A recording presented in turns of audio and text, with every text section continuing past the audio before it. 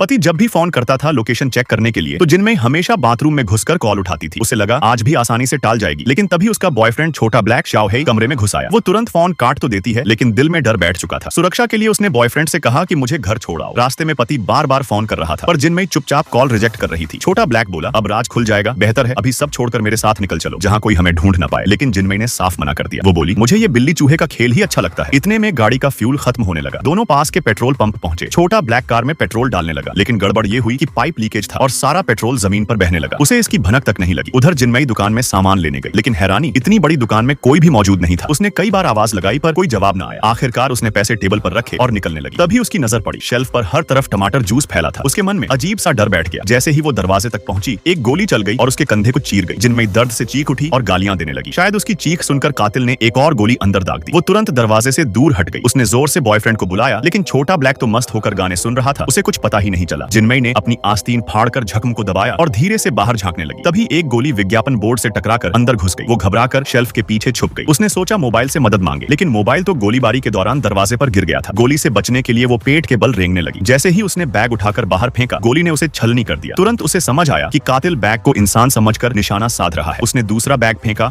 और मौका पाते ही तेजी से आगे बढ़ गई। उधर छोटा ब्लैक ने देखा गाड़ी से पेट्रोल लीक हो रहा था, लेकिन इससे पहले कि वो कुछ करे, अचानक एक गोली आकर उसके गले में धंस गई। वो वहीं ढेर हो गया। जिनमें टूट चुकी थी, लेकिन तभी उसकी नजर पड़ी, दीवार पर लाइट स्विच था। उसने सोचा अंधेरा हो जाएगा तो कातिल ठीक से निशाना नहीं साध पाएगा। वो शेल्फ को खिसकाते हुए जान पर खेलकर स्विच ऑफ कर देती है। फिर वायरलेस बदलकर मदद मांगती है, लेकिन चैनल बदलते बदलते उसे एहसास होता है कि वहाँ बस वही और कातिल ही है। इसी बीच एक कार पेट्रोल पंप पर आकर रुकी। वो दुकान वाली औरत का पति था। जिनमई ने बताया, तेरी बीवी को कातिल ने मार दिया, जल्दी 911 पर कॉल करो। लेकिन उसका मोबाइल तो कार में ही रह गया था। वो शीशे से पेरिस्कोप बनाकर चारों तरफ देखता है और धीरे धीरे कार तक जाने लगता है। जैसे ही वो हाथ बढ़ाता है, एक गोली उसकी छाती चीर देती है और वो भी वहीं मर जाता है। वॉकी टॉकी से कातिल की आवाज आई, दूसरों को बलि चढ़ाकर तू अपनी जान नहीं बचा सकती। जिनमई अब बिल्कुल टूट चुकी थी, लेकिन फिर उसने कसम खाई, अब डर से नहीं, दिमाग से इस खेल से बाहर निकलना है।